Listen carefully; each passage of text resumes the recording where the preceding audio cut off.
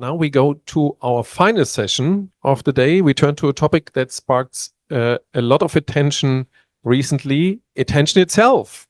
So attention is the metric of the moment. And the question is, how do we move from hype to real world? I hope that our final moderator, Chloe Nicholls, head of EdTech at IB Europe, and her panelist can answer this question. So please indeed pay attention also for the last session. Give some big round of applause to Chloe. Thank you. And to the people in front of the screens, don't forget to ask your questions in the little Q&A box. And with that, I hand it over to you, Chloe. Thank you very much. Hello and good afternoon, everybody. I would love to welcome to the stage, first of all, Anya Libova, who's the Senior Director of Publisher Sales at DoubleVerify. And we also have Lucy Wallace, who's Head of Programmatic at Publicis Next. And Lauren Dick, who's the Managing Director of Media and Commerce at Mail Metro Media. Great, thank you. Oh, sure, everyone's keen also to get to the drinks afterwards. So we're going to jump right in. And just to kick things off, to what extent do you all feel that attention metrics are really influencing decisioning today? And has that weight that's been placed on attention, it's been such a big topic for years now, has it grown in the past 6 months to 1 year, would you say? Yeah, Lucy can start. yeah, I can talk a little bit to this.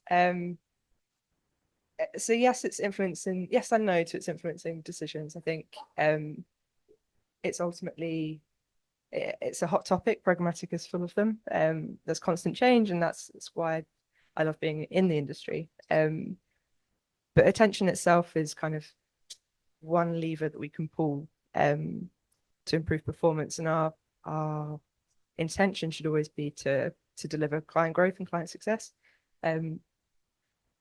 To the question about the last 6 months, I think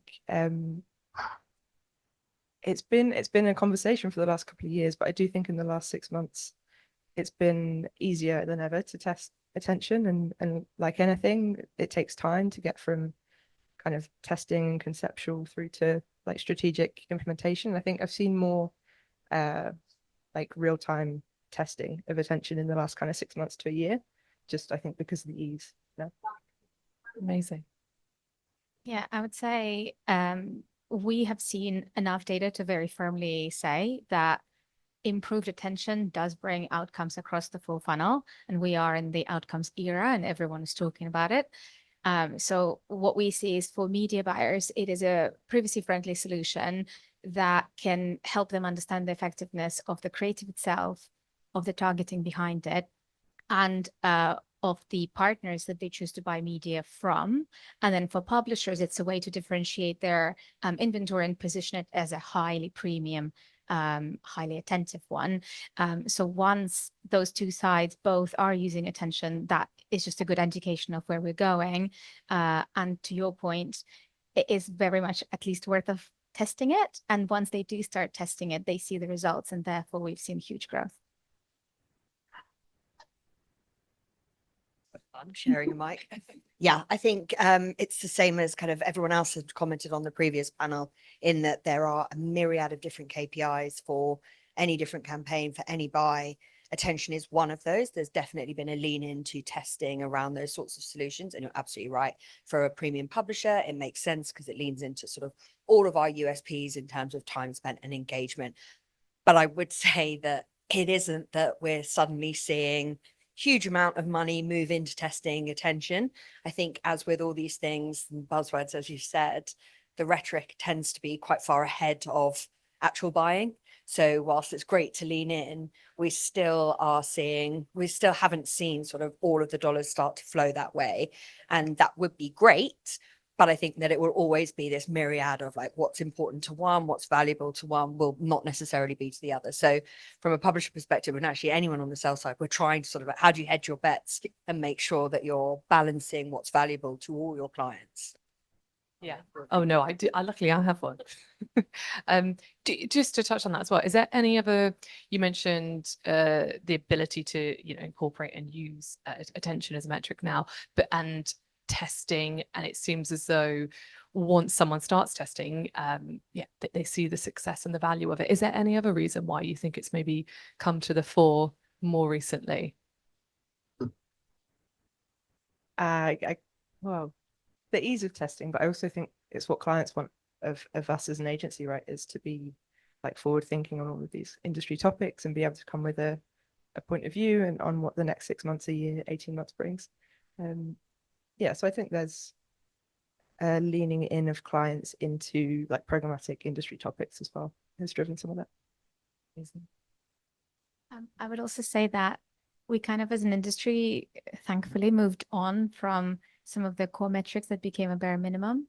I would say any media buyer, wherever they're buying, are expecting that their advert would be seen by a real human in an environment that is appropriate for that ad to be in. And then the media buyers are asking further questions as to how they can differentiate their buys one from another and decide which media owner is performing better. And that's where things like attention come in, because it offers a further insight also into how the creative itself performs, rather than just how many people have seen it or how many people have clicked on it.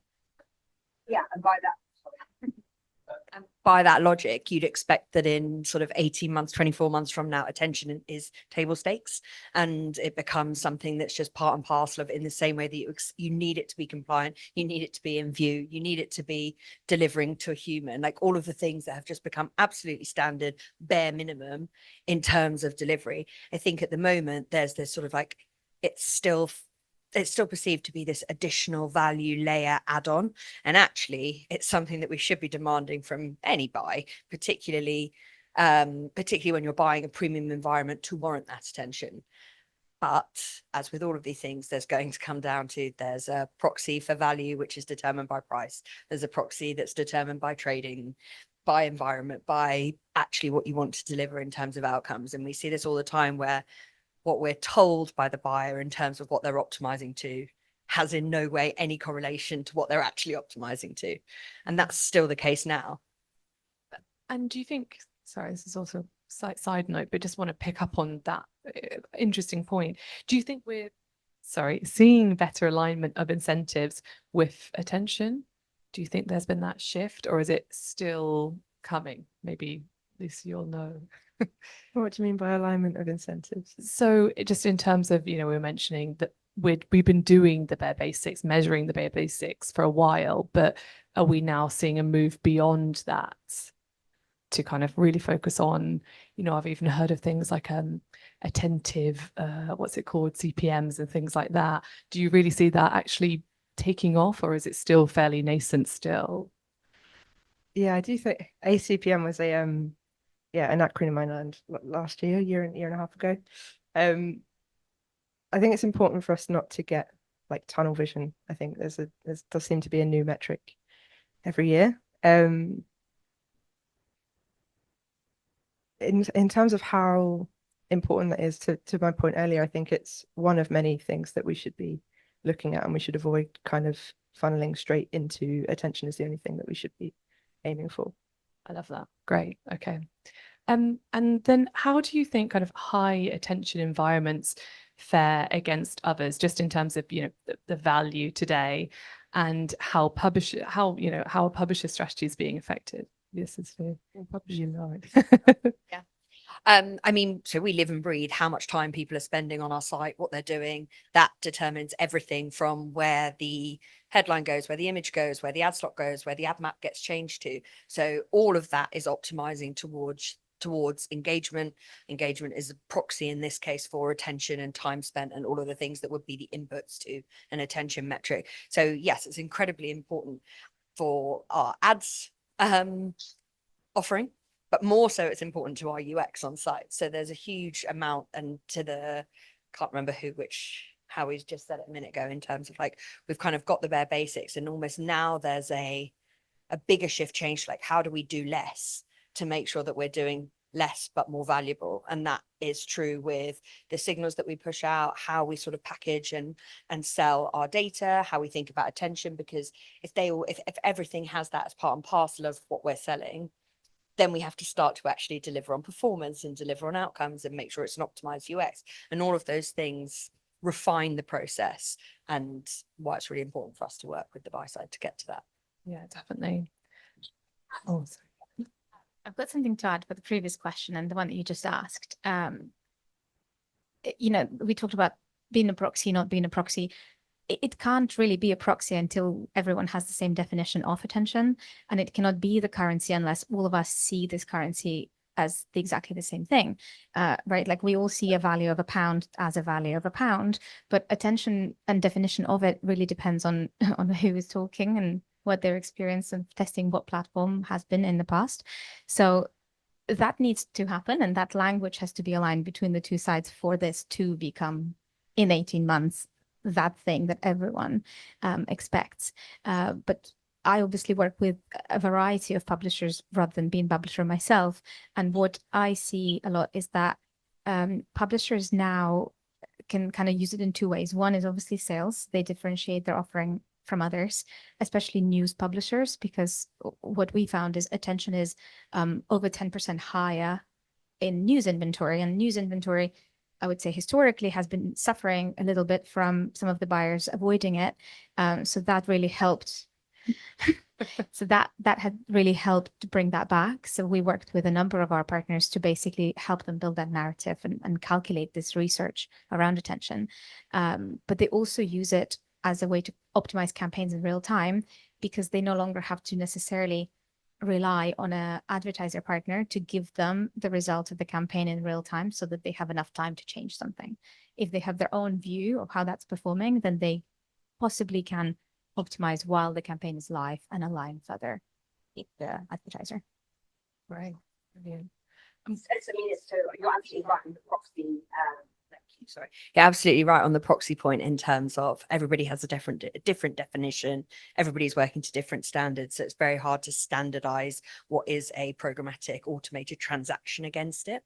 But I do think that the language around it, in terms of, as you've just said, premium environment and associating value to those environments, is something that is a really key sales message. And actually, outside of some of the tech scans that we do, a lot of our real-time analytics is actually more for editorial than anything else. It does translate back through to first-party data signals.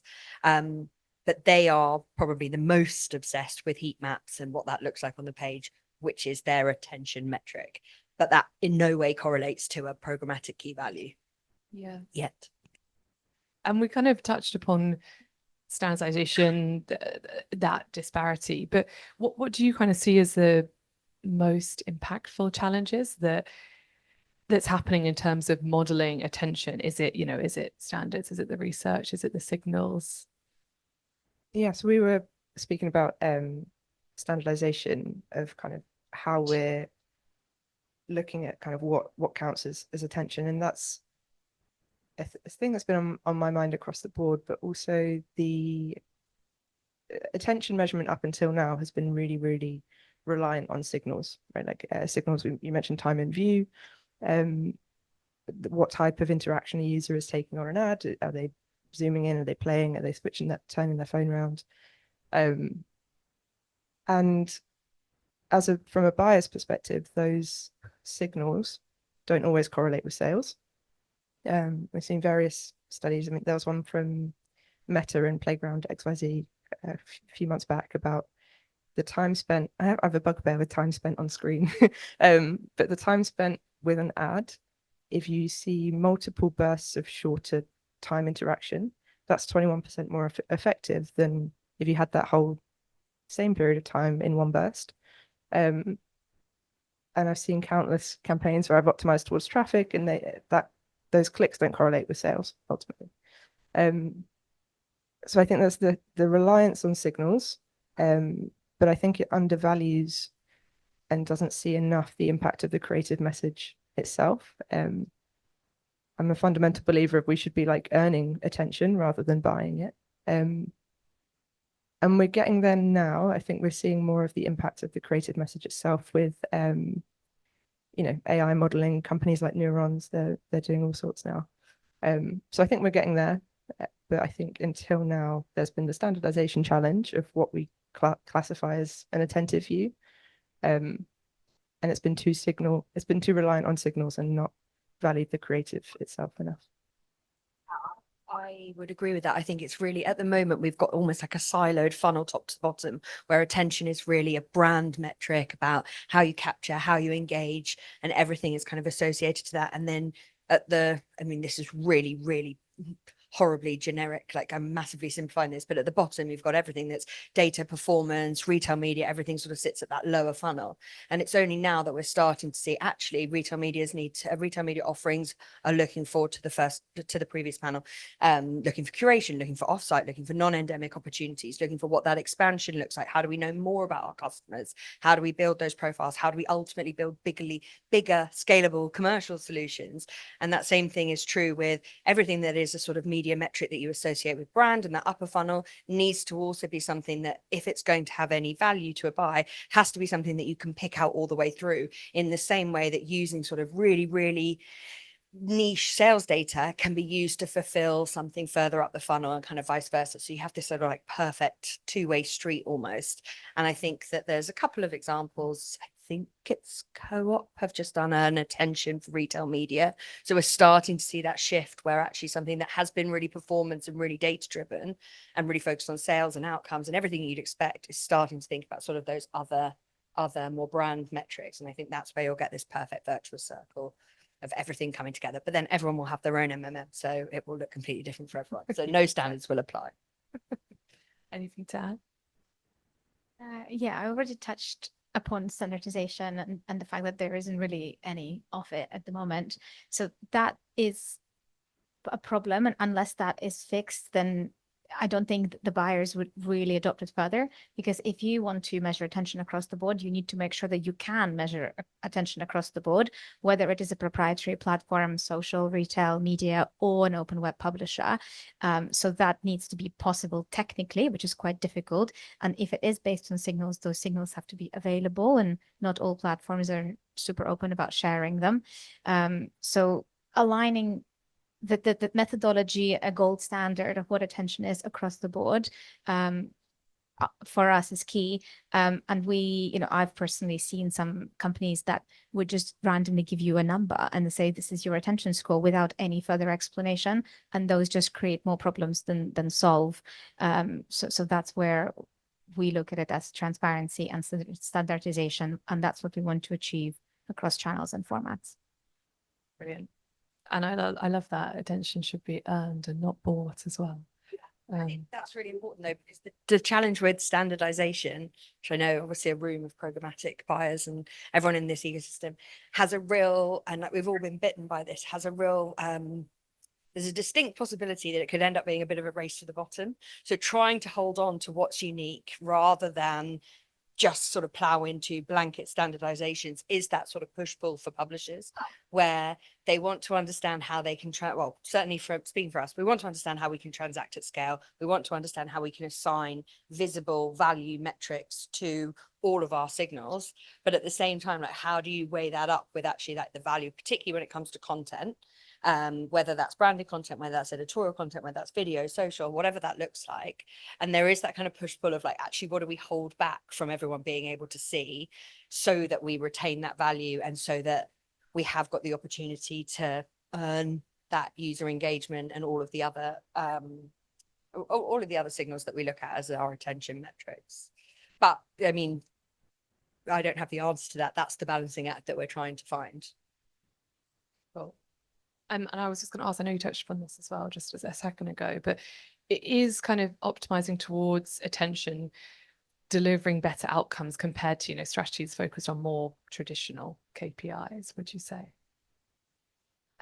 Sorry, I've given you lots of yes and no answers. And again, yes and no. I think ultimately, as buyers, we should be going for the client success and client growth metrics. Not necessarily getting this tunnel vision, like I mentioned, and only going for attention. Yeah. And I see the natural tendency to run with it, right? This is a new sexy attentive CPM metric. We want to like explore that and try and go for it. Especially in the context of an ecosystem where your post-click, post-impression conversions are seeing less and less visibility, or we're seeing less and less visibility there. I can see that I can see why it's something that you want to chase. But I think fundamentally the measurement of attention is where it should stop. And then we use that information to align our video buying, our display buying towards attention, but there's going to be a tailored like positioning or roadmap for every client that we work with, trying to balance all of the other levers that we have to pull that are aligning us towards client growth. That might be looking at DSPs, partners, placement sizes, all of these kind of things, which will have different amounts of attention, and however we standardize that, like is up to the partner we're using. And then there's the opportunity to use things like custom bidding algorithms and scripts to align our buy more towards those high impact and high attention placements. I think that should be the goal, right, of every programmatic buyer, is like reducing the rubbish. I should make some t-shirts for my team. But yeah, our goal is ultimately client growth. We'll avoid the tunnel vision, and we'll optimize it towards it to an extent, aligning our video and display buying towards attention placements, but that's not the only thing that we're looking for. And sorry, I was going to ask another question, but maybe, do you want to answer on that one? Well, just to say that on that point, you know, are there should campaigns all be, you know, we don't want to get this tunnel vision, and we don't necessarily want all campaigns to be focused on attention, and without simplifying things, are there specific situations in which it's kind of more or less important? Are there situations where attention is more or less important? Maybe environments. Maybe that's a bit harder to say. Yeah, I think there's going to ultimately be a difference between brand and performance campaigns, right? Where performance campaigns will be more focused on that end goal CPA, and perhaps we can take some of that cost for those highest attention placements. Will be more suitable for a brand kind of campaign where we're looking for impact. I think there'll always be that push-pull between brand and performance and the levels of attention that we want to optimize for. That's one of the things that we have done, is rather than buy against attention, well, you can back calculate it to an attentive CPM, but we've done, I think it's 3 or 4 years worth of sort of twice annual research to say exactly to your point, like what are the guiding principles of this in conjunction with this, or this format, or this many exposures. So we do have things that we can then, so we do have, firstly, a set of principles that we can explain why they drive up your attention metrics, even though you can't buy against that as an attentive CPM. And then on the flip side of that, you can be like, well, there's then a sliding scale to say, but depending on your KPI, like if you want to just do, you own everything on the page, and that's kind of at your takeover end, all the way through to like, but if you're really trying to drive sales, then don't do that, because what you're trying to do is like, you can afford to lose on attention to win more on effective reach, effective scale, and outcomes. So I think we're definitely starting to see traction with like, how do you find that meet in the middle and that approach to a more modeled effect, but it is still sort of quite holistic rather than trying to do it in real time and optimize, because it's quite difficult to do that in the same way when really it ends up being that they want to optimize to sales, or they want to optimize to a specific audience or specific formats. So it's still that balancing act. Great. Yeah, the only thing I would add is, from my perspective, attention is not a KPI, right? It's just a whole myriad of KPIs, and depending on the methodology, the one that I work with is sort of 50 plus of them. So you can't really optimize towards the whole thing. Like you have to kind of choose which one you go with. And broadly, it's sort of either exposure or engagement, and then that is just the different sides of the funnel. So to your point, if it's performance, then you're looking at one thing. If it's branding, you're looking at another thing, and one will be naturally less relevant. But that again comes back to the definition of attention and who's calculating it and how. So yeah, for me, it's not one KPI. Great. I'm conscious we want to get some questions from the audience, but I just have one final question. Predictions for attention over the next, let's say, few years, because, you know, beyond 5 to 10 years, I think we can't even guess. I would say that there will be IAB gold standard for attention, or multiple definitions, perhaps one more deterministic, one more probabilistic. So one is more on signals, one is more, I don't know, eye tracking or something along those lines. But that standard will be set, and that standard will be agreed amongst parties. So you will no longer find companies that in 2 months become attention companies from never being them before. And then when that happens, then everyone is going to be talking the same exact language. And this is where more platforms would allow you to buy on attention or optimize towards attention, and just make it easier to understand what is it that you're actually talking about. Ooh, predictions for attention. I think I'd go back to my creative point about I would hope there's a better understanding within media agencies and with our relationships with clients around the impact of the creative message itself. And I'd like to see us put more pressure on this earning attention rather than buying it piece on our creative agencies and the companies we work with, to make sure we've got things like distinctive brand assets and message up front and all of those standards. I'd hope to see a bigger conversation about creative for attention. Yeah, I agree with both those points. I definitely think we'll get to some sort of standard guiding principles. I also think that we should be using attention to shape client messaging. And I actually think that, just to sort of complete the set, attention will become more of a defining characteristic of the platform and the environment and the content that you're in. And I mean, if I think about like the fragmentation of our traffic, attention, because it's not quite the same as how we're looking at it, but like time spent, engagement, are all the core metrics that we're looking at when we're creating content, and actually really at a much higher level deciding where to prioritize our time and focus in what we create for. So I think it will become partly I think it will become table stakes in, like, we have to be able to deliver this, but I think it will be bought under a set of principles, and hopefully clients will lean into different messaging to drive attention. Thank you. Do we have any questions online that we want to, or we want to go to the audience?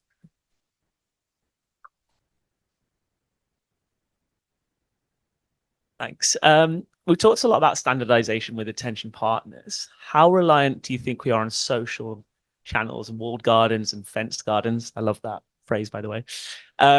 Because without them opening up, obviously we have eye tracking, but we're talking about creatives, right? So you got DCO, thousands of creatives. How likely is a panel to be able to measure that effectively? If they're not opening up, how are we ever going to have a ubiquitous currency you can trade on? Sorry, Anya, that was tough. I work with Val. Listen, social has not been easy with measurement from the beginning of social. They're not the easy platforms to open up and get anyone to come into their home and try and check their business. That's just not what they do, and that's not what their principles are, and that's not how they operate. Having said that, it's the advertisers' budgets and advertiser interest that force platforms, whoever these platforms are, to open up and to start following the rules and playing nice to the rest of the industry. That's how we originally came to measuring viewability on socials, because it's not like they used to just be like, okay, come in. It's only because the Procter & Gamble's and Unilevers of this world were like, well, you got to do it or we're not going to spend with you. So ultimately, the marketers are the ones that dictate the rules of the game. So I think that that's gonna be what happens in this scenario again. And we have seen this already, right? A lot of the attention vendors out there do measure attention on social in different ways. Most of them don't do it on an impression level at the moment because the social platforms restrict that from happening. But there are a couple that do, and there will be more possibly going forward. But I'm going to be looking at agencies and buyers to bully the social media giants. I'll have to take that up with my social team in the Publicis. But yeah, I see what you're saying in that it does sometimes come down to who are the ones holding the purse strings, basically, to put pressure on those companies. It's also fair to say that they're not reliant on open market CPMs and programmatic trading. They've got their own ecosystem, their own set of metrics. So I think, again, it will be a balancing act. I think they'll probably get to a point where they'll allow something, they'll allow a set of standards and principles for social ecosystems that ladder up to whatever is set as a gold standard. But I don't think we'll ever get to, oh yeah, you can just run whatever you want and we'll have one standard set of principles that works in every environment. And that's sort of, that's the beauty of it, I guess. Yes. Oh, we've got one back. So this is a bit rough in my head, but we're seeing the gap between brand and performance closing gradually. And here there is attention, outcome, curation. Is there a way we can basically link attention to curation? And I speak from an end user point of view, where it's like, I've paid attention to a certain ad, say on TV, for example, because it's a nice creative or nice storytelling, but doesn't really mean I'm going to convert in a way, right? In terms of how we define attention in itself, is there a way we can ensure as an industry that we're working with creating partners as well to make sure that not just driving high attention numbers, but also the right audience in the right platform are paying attention as well to drive outcomes? I think that you have talked to three key areas and missed attribution, which is exactly what would tie all of that together. And there is no standards for attribution. Everybody has a different view of it. And what we did used to stitch it to has been removed. So I think that that comes with a completely new, like, technically, should we? Yes. Technically, like, should we be trying to do that? Yes.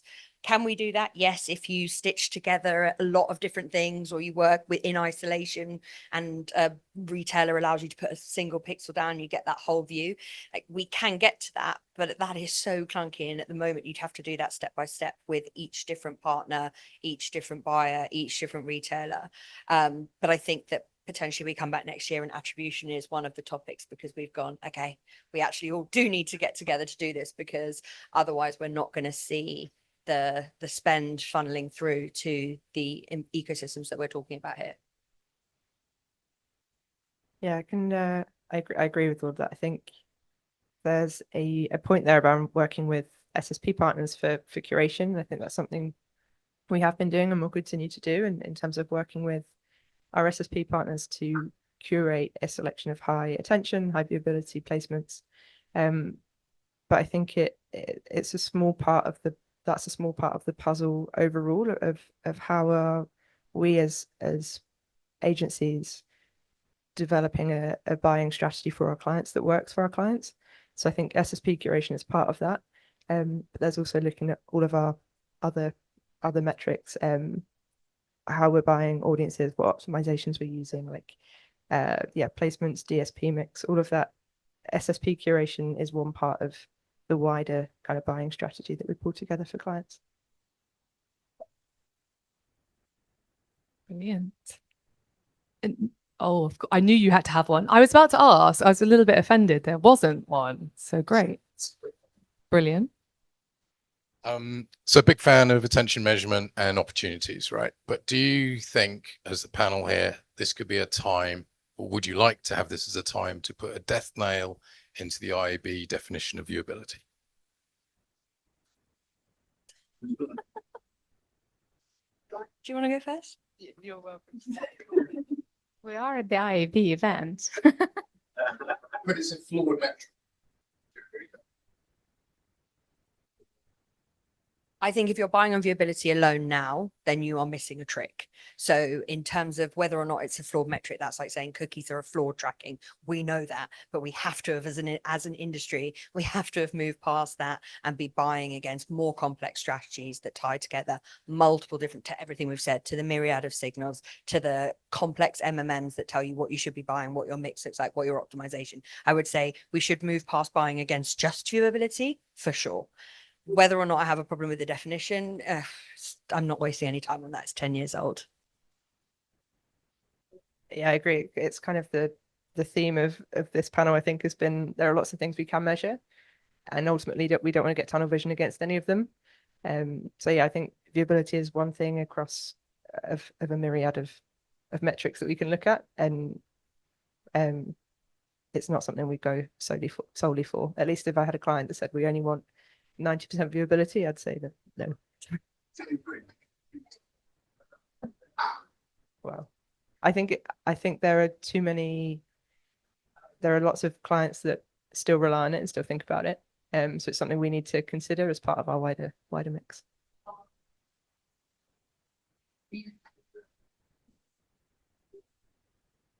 And I think to that point, I don't know if there needs to be a coffin nailed. Was that what the question? A nail in the coffin.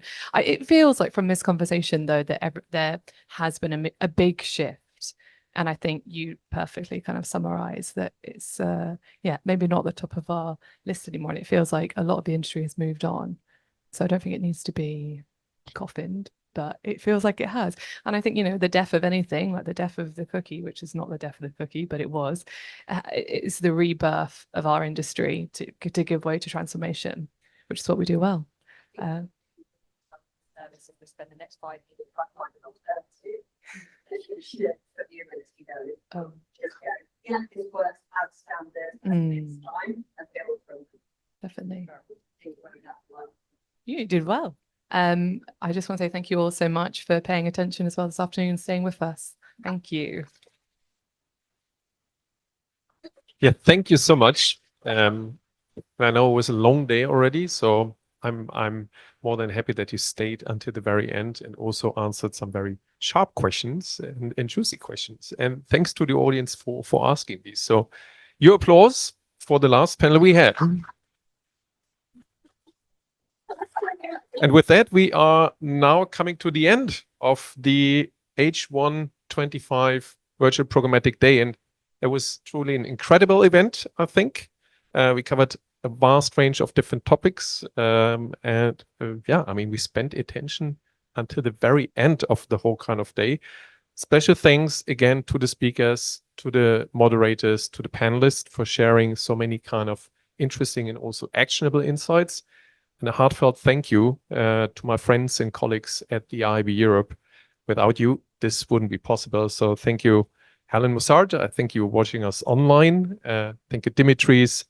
And also thank you very much for all your colleagues doing your magic behind the scenes, like Nicola Labella, Jonna Madare, Liz Haynes, and also Lauren Wakefield. So big round of applause for our colleagues at the IAB Europe. And then, as I said, the 2-day event recording will be available quite soon on our webpage. Please keep an eye out for this. You can download, revisit, and of course also share it with your colleagues. And yeah, thank you again for joining us today. As I mentioned in the beginning, and perhaps we can go on to the next slide. I'm not sure who can do the magic in here. One before that, please. Yes. So, as I said in the beginning, all the people you saw on the panels are members of IAB Europe. So if you're interested to participate more, get more information, please reach out to Helen and Liz. You see the email addresses up here on screen. And then a heads up, happy for the next slide here for upcoming events. So first of all, we have the IAB Europe Insights Revealed Attitudes to Retail Media report. If you're interested, register. You can use the QR code to do so.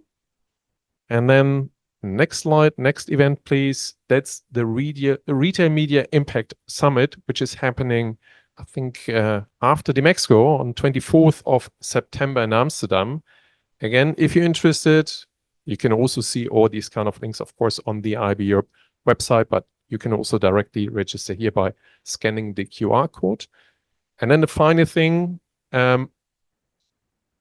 yes, and that is a call to action for you. Please participate in the impact of AI on digital advertising survey. You're all experts on this topic, and you are insights and how to say, opinions about this are very much appreciated and help us to give some more insights back again to the industry. So thank you for your attention. That was basically it. A massive thank you to all of you. Give yourself a big round of applause. And then I'm looking forward to seeing each of you, the people here in the room, for some drinks, and everybody else for the next H2 25 Virtual Programmatic Day. Bye.